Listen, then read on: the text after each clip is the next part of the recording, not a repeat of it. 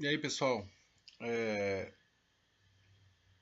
Gustavo aqui, vou passar para vocês aí as minhas impressões aqui do BTC, tá? Aqui para a galera dos sinais. O que aconteceu, galera?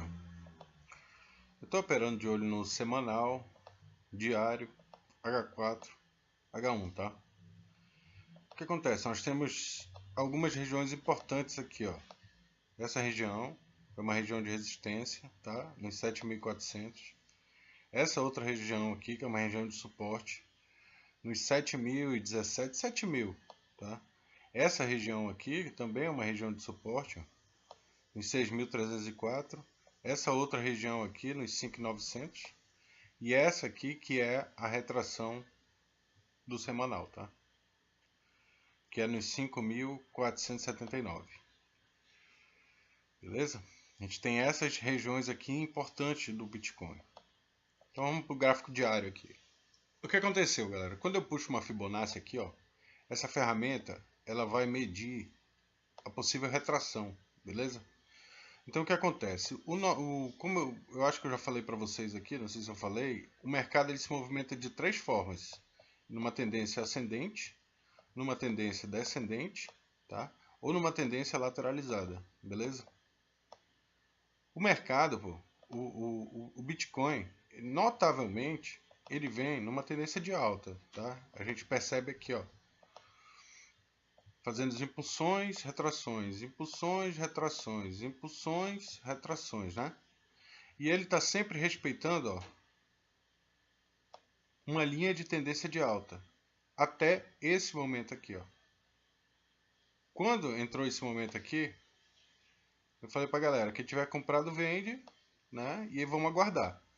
Quando eu traço a Fibonacci, eu espero que o movimento ele faça o seguinte, ele sai aqui do 100 para o 0 e bata aqui, ó, nos 61,8, tá?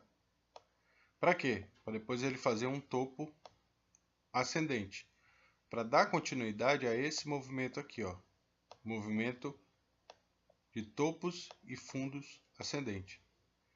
Então, vamos supor que aqui está o topo do Bitcoin no 7.900.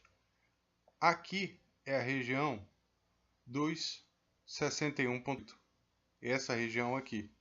Se a gente olhar o preço aqui, ó, 9.000 ou 4.904, ou seja, 4.900. Eu esperava que o preço fizesse a retração até aqui.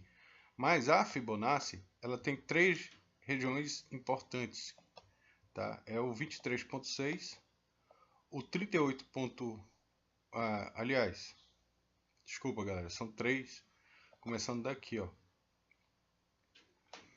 38,2, tá? 50% e o 61,8.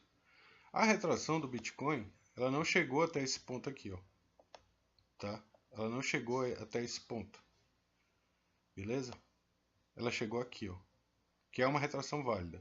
Então o que ele fez? Ele saiu, fez o topo ascendente, retraiu e corrigiu aqui, ó, nos 5.400. A gente tinha uma ordem de compra aqui, ó, nos 6.450, tá? Que era onde dava uma confirmação. O que acontece? O preço oscilou aqui, deu indícios de que ia voltar a cair. Eu falei para vocês venderem. E falei, vamos aguardar. Por quê? Vamos aqui para o gráfico de 1 hora. O gráfico de 1 hora, ele tinha essa. Deixa eu fechar essa FIBA aqui. Deixa eu fechar. Deixa eu tirar essas linhas. Dar uma limpeza no gráfico, tá? No H1, a gente tinha essa tendência aqui, ó. Depois que ele fez aquele movimento e fez esse padrão de engolfo, esse padrão aqui, ó, ele é característico. Quando ele aparece, ele é um padrão de média confiança, tá? Então, quando ele aparece, indica uma reversão de tendência. Se o preço vinha subindo e apareceu um padrão assim, a gente já fica antenado. Eu falei, porra, vai ser uma reversão de tendência. Fui atrás dos gráficos anteriores. Não tinha mais esse candle azul, tá? Só tinha esse candle vermelho.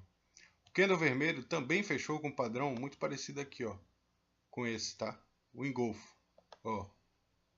Beleza? O que acontece aqui quando fecha esse padrão? Indica uma reversão de tendência. Ou seja, o preço vinha subindo, apareceu esse padrão e indica que o preço vai cair. Só que assim, antes do preço cair, ele sobe, pô. Porque ele faz essa sombra aqui, ó. Isso aqui a gente chama de sombra, tá? Então, o preço, ele sobe, ele faz uma subida, tá? Depois ele retrai e deixa uma sombra. Beleza? Isso é o candle. Isso é o candle. E aí o que acontece? Eu estava contando com essa retração. O Bitcoin ainda pode descer? Pode. Se o semanal fechar abaixo disso aqui, ó. Se domingo fechar abaixo dessa região aqui, muito provavelmente ele vai continuar caindo, tá? Mas não vai ser uma queda brusca como eu esperava. O que eu esperava para o dia de hoje? Eu esperava que ele ia fazer a retração no máximo até os 7.000, 6.900 e depois voltar a cair. Fazendo isso aqui, ó. Fazendo isso aqui. A minha esperança era que ele fizesse um padrão mais ou menos assim, ó. Tá? Hoje. Mas ele não fez. A força compradora foi muito grande, empurrou o preço para cima, empurrou no diário, ó, fechou um candle de força aqui. O que esse candle está fazendo?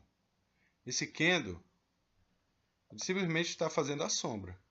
Então provavelmente ele vai retrair até os 7.000, talvez já tenha feito a retração máxima dele para continuar subindo e deixar o quê? A sombra, tá? A sombra, ó.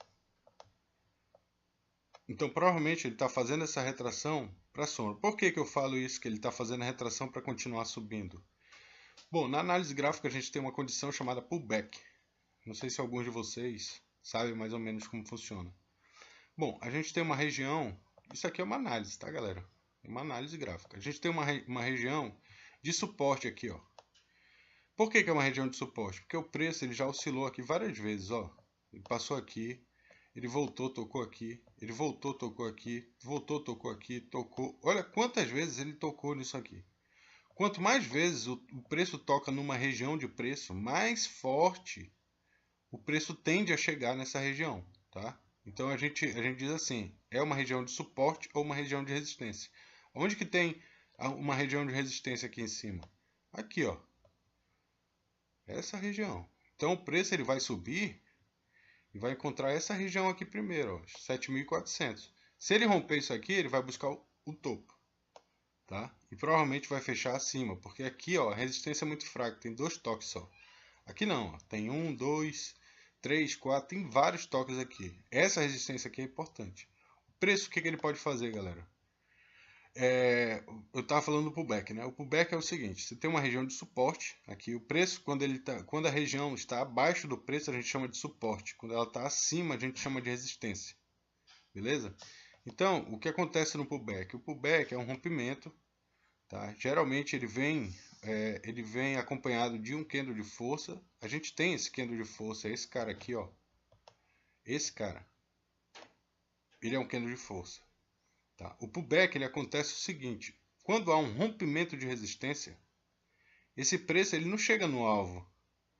A força vendedora entra. Quando rompe aqui, tem gente que está, por exemplo, comprado e fala assim, pô, tá. Ele fala assim, se passar dessa região eu vou vender, porque tá bom. Comprei lá embaixo, chegar aqui eu vendo. A força vendedora entra. E aí o movimento de alta, ele perde a força. Só que ele não cai repentinamente. Ele vai se apoiar numa região onde o preço já oscilou várias vezes, tá? Que a gente chama de suporte. Então no pullback o que acontece? Ele faz o seguinte: a gente tem aqui a nossa região de suporte, tá? Eu falo região porque não é um preço definido, é uma região. Ó, a gente vê aqui, ó, não é o mesmo preço, tá? Todos os candles eles fizeram mínimas, ó, em pontos diferentes, mas todos eles têm em comum essa região, beleza? Todo mundo vê? O preço passou por aqui, ó, em todos esses candles aqui, esses aqui, esse aqui, esse aqui, esse aqui, esses 4 candles aqui. Então, todos esses